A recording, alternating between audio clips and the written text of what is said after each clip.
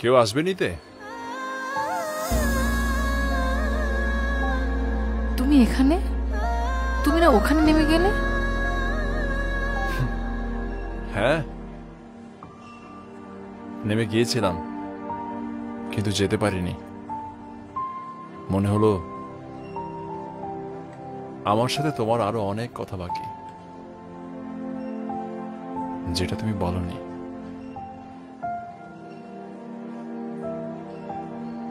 হয়তো বলতে চাইনি।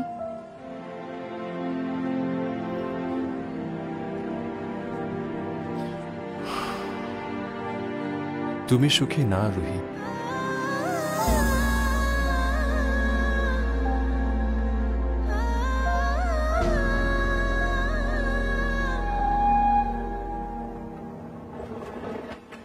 আমি সুখী, অনেক সুখী।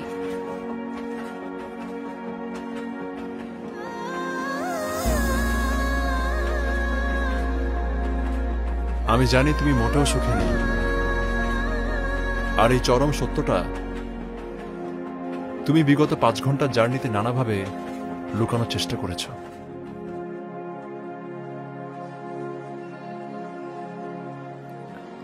হ্যাঁ, আমি সুখী না। এই সত্যটা জেনে তোমার কি লাভ বলো? লাভটা হলো আমি খুঁজে পেলি পতিত জীবনের কথিত প্রেম। তুমি তোমার পথে অন্য পথিক নিয়ে হাঁটো রাশেদ। সেটা সম্ভব না। তোমাকে পেয়ে আর হারাতে চাই না। আমাকে পাওয়ার কিচ্ছু নাই। রুহি নামক এক অস্তিত্বের ভগ্নাংশ দিয়ে তুমি কি করবে? মানে কি বলতে চাইছো? জামিলের সাথে আমার বিয়ের 1 বছরের মাথায় জামিল কানাডা থেকে ঢাকায় এসে আমাকে ডিভোর্স দিয়ে দেয়। ও আমাকে কিচ্ছু জানায়নি। ভাগ্যের কি নির্মম পরিহাস দেখো।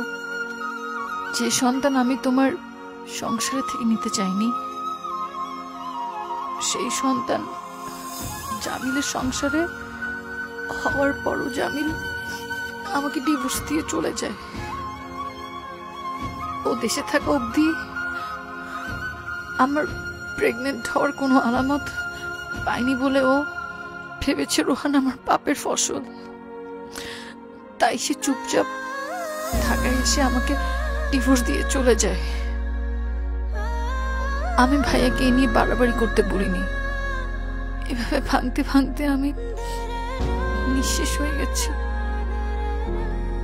একমাত্র রোহানের জন্য আমার বেঁচে থাকা।